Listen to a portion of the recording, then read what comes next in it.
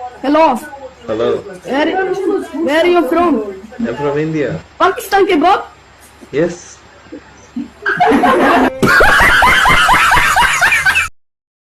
भिखारी नहीं है, हम भिखारी नहीं है। हमने अपनी जिंदगी 32 साल खुद अपनी मेहनत मजदूरी ईमानदारी से पढ़ लिख के खड़ी की है। हमारी मदद नहीं है किसी ने। एक सीन बताइए जो झूठा है। जी एक सीन। जी मैं अभी आपको जवाब देता हूँ। नाडीमार का जो सीन हुआ था जिसमें 24 लोग को मार दिया था इन आतंकवादियों ने, नहीं मारा था क्या? का पहनकर नहीं मारा था क्या? ये बिल्कुल सुनिए बिल्कुल सच है, मैं बता रहा हूँ आपको। तो झूठा क्या है प्रभु? सुनिए, झूठा ये है प्रभु, झूठा ये है बड़े भाई, क्या आधा सच लिखा है? क्या तमाम कश्मीरी मुस्लिम क्या अरे जो आधा है वो आप दिखा दीजिए ना। झूठ बोल आधा आप बनाइए। कि हम आह भी करते हैं तो हो जाते हैं बदनाम। ये आह नहीं करते हैं, ये धड़ाम करते हैं, और जब धड़ाम करेंगे तो बदनाम होंगे। नहीं, ये सुनने में तो बात ही आपको अंदाज अलग लग रहा होगा, मगर सोच के देखिए, मगर विक्टिम हो धड़ाम करने के बाद भी बोलते हैं हमने तो केवल आह किया है। मतलब आप सोचिए, यहां पर डिबेट करने की आवश्यकता नहीं है।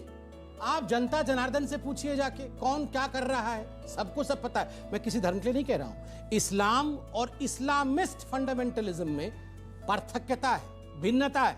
इस्लाम एक धर्म है, सभी धर्म का सम्मान होना चाहिए। जी। हमारे पार्टी का बिल्कुल स्पष्ट मत है, सबका साथ, सबका विश्वास, सबका विकास। मगर फंडामेंटलिज्म, इस्लामिक फंडामेंटल, ये संग करते हैं। बीजेपी सत्ता जिसका संरक्षण है, सीरिया में बीजेपी मोदी जी ने संरक्षण दिया था। आप बताइए, मोदी जी अरे करो फोड़ो बम, ये मोदी जी कर रहे थे सीरिया में जाके। ये सब तालिबान में जो हो रहा था, ये अमित शाह जी जाके संरक्षण दे रहे थे। वो नादीमार किलिंग जो 24 के 24 लोगों को मारा, 3.5-4 लाख लोगों का पलायन पे, उनके जेनोसाइड पे, उनके एथनिक क्लींजिंग पे, उनके घर से बेघर होने पे आप उसका मजाक उड़ा रहे हैं। आपको शर्म आनी चाहिए अरविंद केजरीवाल। और हम डिमांड करते हैं, मैं उस सारे कश्मीरी हिंदुओं की वजह से की तरफ से और पूरे हिंदुस्तान की तरफ से जो अपने आप को हिंदुस्तानी बोलता है, जो हमारे साथ आइडेंटिफाई करता है, मैं डिमांड करता हूं कि अरविंद केजरीवाल और जो महिला पीछे बैठ के हंस रही थी, उनको देश से माफी मांगनी चाहिए। जिगर कट गया हमारा, आज दुख हुआ, तकलीफ हुई कि आप हमारी लाशों पे हंस कैसे सकते हैं। आपको किसने हक दिया? अमन चोपड़ा, इनको किसने हक दिया? ये इंसान है कि हैवान है? 32 साल से हम ये त्रासदी को झेल रहे हैं। अब जाके दुनिया बात करी है। 32 साल से मैंने फिल्में बनाई, लोगों ने फिल्में बनाई, हमारे म्यूजिशियंस ने गाया, हमारे राइटर्स ने लिखा, हमारे सिंगर्स ने गाया, हमारे पेंटर्स ने पेंट किया हमारी त्रासदी को। आज तक इस शख्स ने हमारे लिए या हमारी तरफ से बात नहीं की। भिखारी नहीं है, हम भिखारी नहीं है। हमने अपनी जिंदगी 32 साल खुद अपनी मेहनत मजदूरी ईमानदारी से पढ़ लिख के खड़ी की है। हमारी मदद नहीं है किसी ने। हम भिखारी नहीं है कि हम टैक्स दे दो, टैक्स फ्री कर दो। ना फिल्म मेकर ने भीख मांगी है, ना प्रोड्यूसर ने भीख मांगी है। यह देश की आवाज है, और ये देश की आवाज अगर इसको नहीं समझ में आती तो इसको तकलीफ है। जो दिखाया, क्या झूठ दिखाया? मैं चुनौती देता हूं आपको, मुझे एक सीन बताइए जो दिखाया। आपने मूवी देखी है? जी बिल्कुल, मैंने मूवी देखी है। कौन सा सीन झूठा है? एक सीन बताइए। आप मुझे हर कौन सा सीन आप बता सकते हैं? कौन सा सीन झूठा है मुझे बताइए। एक सीन बताइए जो झूठा है। हमारे पूरे मुसलमान भाई क्या आतंकवाद है? सीन बताइए कौन सा सीन झूठा है? बताता हूँ। हाँ, सीन बताता हूँ आपको। बताइए। मैं तमाम आधा कौन सा सीन झूठा है? खतरनाक है। कौन सा सीन? भाई नहीं पता आपको? फिर हवाई बात आप लोग ऐसे ही हवाई बात चैलेंज कर रहा हूँ आज आपके। 4 मिनट हो गए पूछते हुए, चुनौती दे रहा हूँ। एक सीन बताइए जो झूठा है। जी एक सीन। जी मैं अभी आपको जवाब देता हूँ। नाडीमार का जो सीन हुआ था जिसमें 24 लोग को मार दिया था इन आतंकवादियों ने, नहीं मारा था क्या? का पहनकर नहीं मारा था क्या? बिल्कुल सुनिए बिल्कुल सच है, मैं बता रहा हूँ आपको। तो झूठा क्या है प्रभु?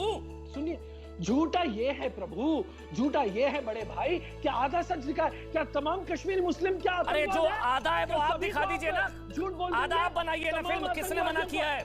फिल्म के अंदर एक सीन झूठा है। कश्मीर में रहने वाले आप लोग झूठ बोल रहे हैं, आप लोग झूठे हैं। एक सीन नहीं है झूठा। आपको दिक्कत है। हिंदुओं का दर्द दिखाया गया, कश्मीरी पंडितों का दर्द दिखाया गया। अमन भाई आप बताइए। चैलेंज कर रहा हूँ, 1 मिनट और 5 मिनट हो गए। एक सीन बताइए जो झूठा है। शहजाद आ रहा हूँ, अशोक पंडित आ रहा हूँ। एक सीन बताता हूँ। ठीक है अमन भाई, तो ये तमाम फिल्में ये बताया गया है कि कश्मीरी मुसलमान सारे आतंकवाद है। ये झूठ है। सीन कौन सा? कौन से सीन में बताया ये? सभी सारे मुसलमान सभी मुसलमान आतंकवाद है। किस बताइए आप, कौन से सीन में आप मुझे बताया ये बताइए। कौन ना भी चाहिए, लेकिन जब हम कोर्ट की ये जजमेंट से डिसएग्री होते हैं तभी हम हायर कोर्ट में जाते हैं, जस्टिस सीख करते हैं। सबरीमाला के केस में भारतीय जनता पार्टी या फिर हिंदूवादी पक्ष जो है वो डिसएग्री कर गई, सुप्रीम कोर्ट में गई, वहां भी नहीं माना, फिर उसके बाद भी कहे कि सुप्रीम कोर्ट का अधिकार नहीं है हिंदुओं के धार्मिक मामलों में दखल देने का, नहीं माना, अभी भी नहीं मानते। तो सवाल यह है कि कट्टरता सिर्फ एक तरफ की नहीं है, आप पार्ट 2 हमेशा भूल जाते हैं। कट्टरता यह है कि सत्ता के संरक्षण में जब गुंडे गली गली में दुकानें बंद करवाते हैं, मंदिरों के बाहर मुसलमान की दुकान नहीं हो सकती, फिल्मी थिएटर में यहाँ से नारे लगते हैं कि हथियार उठा लो, तो ये सारे कट्टरता जो है ना, मुझे लगता है 7 देश के सेकंड लिए आपके घातक है। कंप्लीट हो गए। और ये सत्ता के संरक्षण मैंने में- किसी का धर्म का नाम नहीं लिया, लेकिन आपने इसमें हिंदूवादी गुंडे भी लेके आ गए, आप सबरीमाला भी लेके आ गए। लेकिन सबरीमाला क्या विषय था और सबरीमाला का निर्णय जब आया, किसने किसको धमकाया और किसने टीवी डिबेट में आके ये बोला कि हम नहीं मानेंगे चाहे जो कर लो? आपने मेरे कार्यक्रम के अंदर बोला कौन होता है कोर्ट ये फैसला करने वाला कि हिजाब इस्लाम धर्म का आप आतंकवादी क्यों बने? हमारे पे अत्याचार हुआ इसलिए हम आतंकवादी बने। और दूसरा वर्ग वो है, 5 लाख लोगों को घर से बेघर कर दिया गया, मगर एक उस वर्ग में व्यक्ति नहीं मिलेगा जिसने बंदूक उठाया, जिसने पत्थरबाजी की। उन्होंने क्या किया? उन्होंने एक पिक्चर बनाई, 32 वर्ष बाद ले देकर पैसे भीख मांग करके एक मूवी बनाई, और दूसरे सोच वाले लोग उस मूवी पर भी हंस रहे हैं। ये मूवी क्यों बनाई? तुम्हारे को तो ये परमिशन नहीं है। The movie spreads hatred. यह मूवी घृणा फैलाता है। मारने वाला घृणा नहीं फैलाता है, बम से उड़ा देने वाला घृणा नहीं फैलाता है, महिलाओं का रेप करने वाला घृणा नहीं फैलाता है। मुझे आश्चर्य है, इस देश में सेक्युलरिज्म के कारण आज हम उस परिस्थिति में खड़े हैं, मूवी बनाने वाला, पिक्चर बनाने वाला घृणा फैलाता है, आतंकवादी घृणा नहीं फैलाते। यही कट्टरवादी सोच है। जी, यानी हिजाब पर विवाद खड़ा होता है और जब कोर्ट फैसला देती है तो जजों को धमकी मिल जाती है। ऐसा पहली बार नहीं हुआ। और फिर हम ही को आपने धर्म संसद क्यों नहीं दिखाया? आपने रिपोर्ट में धर्म संसद क्यों नहीं दिखाया? आपसे आपका ताल्लुक किस बात से है? धर्म संसद ठीक है, की शिवम प्रोसीडिंग क्यों नहीं दिखाई? शिवम मैं त्यागी। पूछ रहा हूं आपसे। शिवम अमीर त्यागी। जी, किसी भी बीमारी का इलाज करने से पहले इस बात को एक्सेप्ट कर लेना जरूरी है कि मुझे बीमारी है। आजादी के पहले से लेकर आज तक क्या कुछ लोग मानते हैं कि वो कट्टर है? नहीं मानते वो लोग। मतलब आज जज को सुरक्षा दे दीजिए, फिर डायरेक्टर को सुरक्षा दे दीजिए, फिर कोई यहां डिबेट में खड़े होकर बात करेगा उसको सुरक्षा दे दीजिए। कितनों को? क्या 80-100 करोड़ को सुरक्षा दे पाओगे? नहीं। मुझे लगता है कि कट्टरता के लिए सबसे पहले ये उस बात को एक्सेप्ट करें। राम मंदिर के वर्डिक्ट पे क्या इस देश में एक समाज ने उसको एक्सेप्ट किया? चलिए, लोअर कोर्ट ने मैं नहीं माना, हायर कोर्ट में नहीं माना, सुप्रीम कोर्ट ने बता दिया आपको, क्या ये माने? नहीं माने। मथुरा की बात होती है, क्या ये इस बात को मानते हैं? नहीं मानते हैं। काशी विश्वनाथ की बात होती है, क्या इस बात को मानते हैं? नहीं मानते हैं। कश्मीर में 5 लाख कश्मीरियों को जो घर से बेघर कर दिया, और आज तो फिल्म भी है, चलिए फिल्म की जरूरत नहीं है समाज को, लेकिन क्या किसी ने आज तक, अभी तक कोई ये कह रहा है कि गलत हुआ, नहीं होना चाहिए था, उनको वापस लाना चाहिए, हम भी साथ देंगे? नहीं।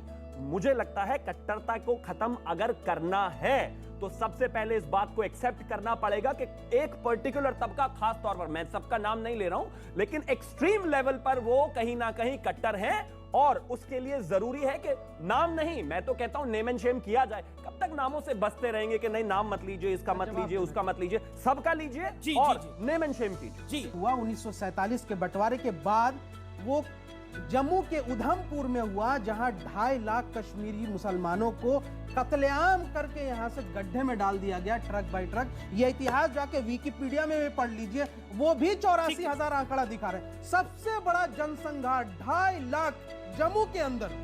ये पढ़िए, कभी देश ने बताया नहीं, कभी टीवी में ये मामला आया नहीं, मैंने आज बताया है। देश इसको पढ़ना चाहे ठीक है। तो पढ़ सकता है। अब क्योंकि 47 की बात हुई है तो दूर तलक जाएगी। ओके डॉक्टर पास। 47 के बाद, बंटवारे के बाद ये हुआ उधमपुर जम्मू में।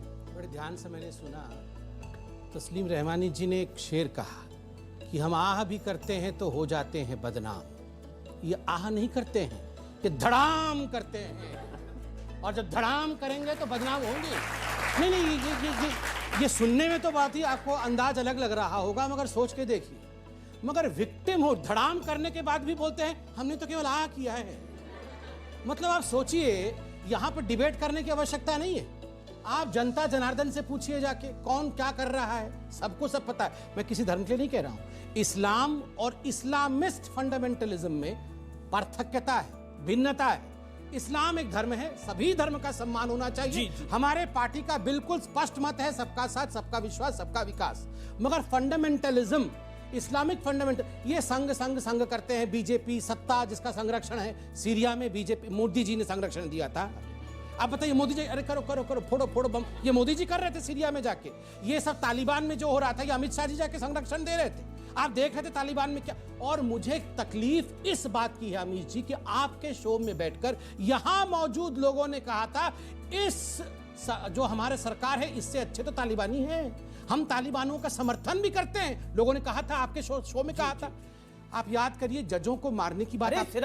सिर्फ इन लोगों ने नहीं कहा था, मेंबर ऑफ पार्लियामेंट ने बोला था, समाजवादी पार्टी के मेंबर ऑफ पार्लियामेंट ने भी कहा, इन्होंने भी कहा, तथाकथित बुद्धिजीवियों ने भी कहा। और तो और आप यहां जजों को वाई कैटेगरी, Z+ कैटेगरी सुरक्षा देने की बात कर रहे हैं। आपने यहां पर अभी साउथ के मंदिरों के बारे में भी बात की। आप बता दीजिए कौन से हिंदू विषय में कोई जजमेंट दिया गया हो और किसी जज को प्रोटेक्शन देने की आवश्यकता पड़ी हो? नहीं पड़ी है। मगर